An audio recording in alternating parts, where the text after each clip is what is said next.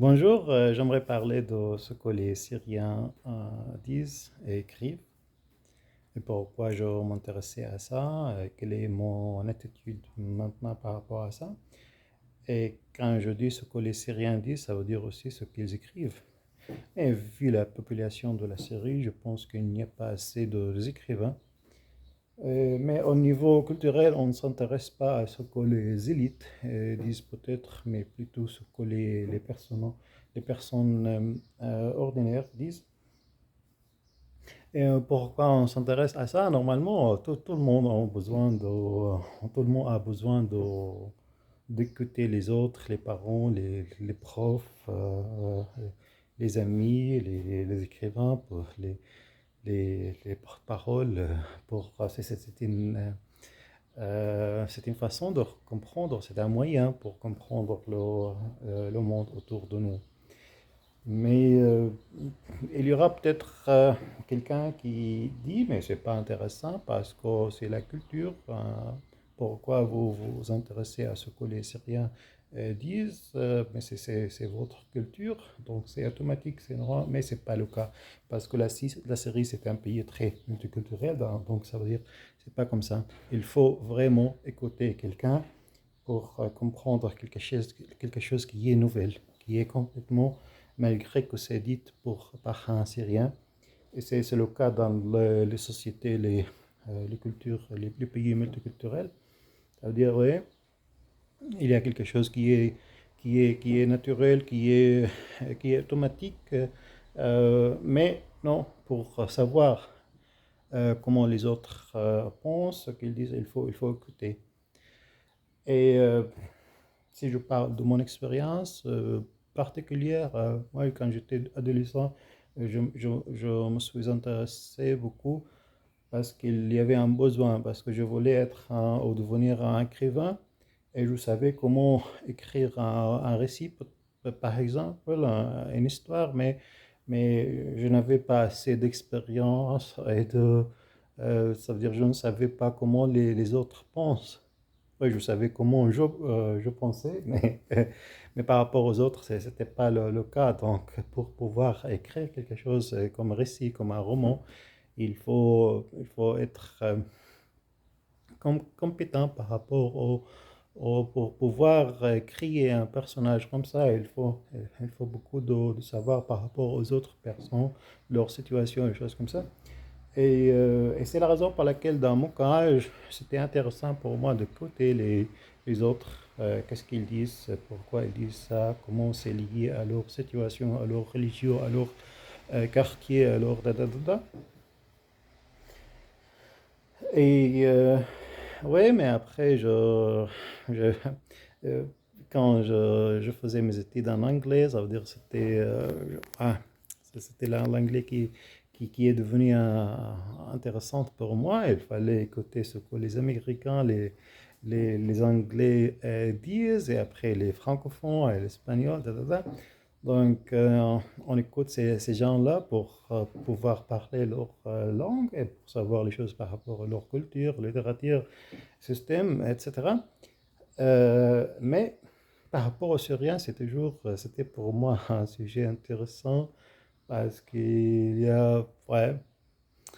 Mais après aussi, parce que ouais, je faisais mes études en anglais, la linguistique était un des sujets, je suis un linguiste, donc les discours, les choses comme ça, l'analyse des discours, c'est un sujet euh, principal.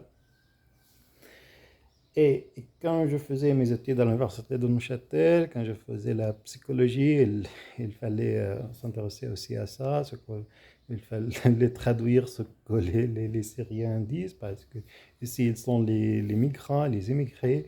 Ça veut dire il y a les chercheurs qui s'intéressent à comment ils confrontent les choses, à l'éducation de leurs enfants, des choses comme ça, comment ils s'adaptent, tous ces sujets-là. Donc, et moi aussi, il fallait suivre ça pour pouvoir passer les cours et faire euh, les et écrire des articles comme ça.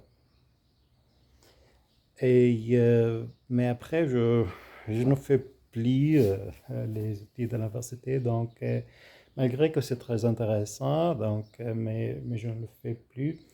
Mais je suis un petit peu ce que sur euh,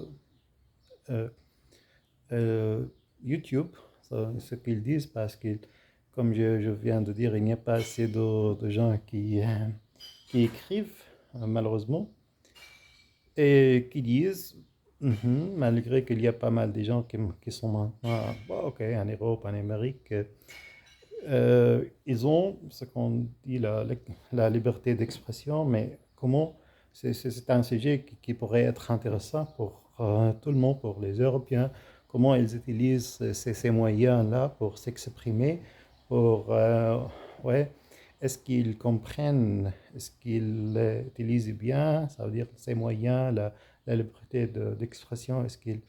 Ouais, ça pourrait être, c'était toujours intéressant pour moi aussi pour voir comment il fonctionne. Moi, comment je fonctionne, tout le monde sait. Euh, euh, mais moi, je pense que, ouais, malgré il y a des nouveaux moyens, ça veut dire il y a les YouTubers, je pense qu'ils ne sont pas beaucoup, mais malgré qu'il n'y a pas beaucoup, mais il y a des gens qui étaient, ça veut dire, qui ont obtenu un petit peu de prestige dans je ne sais pas quoi, par rapport, parce ils sont devenus connus grâce à YouTube. Mais je vois qu'ils ne comprennent pas, ça veut dire quoi la liberté, ils ne respectent pas, dire, et ils n'ont pas appris beaucoup de choses par rapport, et ils ne sont pas intégrés dans leur nouvelle société, et ça veut dire c'est l'attaque. Ils attaquent les autres, et pas, ça veut dire attaquer les idées, c'est normal, c'est un clic quand on parle de la liberté, mais ils n'attaquent pas des idées, ils attaquent les personnes, et je trouve que c'est pas très bon. Et si, par exemple, je n'aimerais pas nommer les personnes, mais il y a une personne qui est chrétienne, et qui a lancé un canal comme ça sur YouTube pour attirer les gens, les chrétiens qui sont devenus athées. Mais je ne sais pas, il est attaqué par les musulmans, parce que peut-être c'est... Et au début, j'avais beaucoup de sympathie avec elle parce qu'elle... ouais, parce que c'est son... Et je sais comment la situation était insérée, que les chrétiens ne pouvaient pas parler de leur religion, en comparaison avec les musulmans, qui, ça veut dire, ils pouvaient... et il y a aussi beaucoup de sectes insérées, qui, ça veut dire, ce sont normalement les musulmans sunnites qui parlent librement dans les médias, les choses comme ça. Ça veut dire qu'il y a... Ouais, ils pouvaient parler sans peur. Ouais, il n'y avait pas beaucoup de limites par rapport à leur... oui, il y a des organisations qui étaient interdites, oui, c'est vrai, mais pas ça veut dire la pensée, pas en comparaison avec les autres sectes, tout cela a été caché. Donc, il y a compris, les chrétiens ils ne pouvaient pas, ça veut dire il n'y avait pas de programme à la télé pour parler de quelque chose. C'est la raison pour laquelle j'ai de sympathie avec elle, avec d'autres personnes pour parler de leurs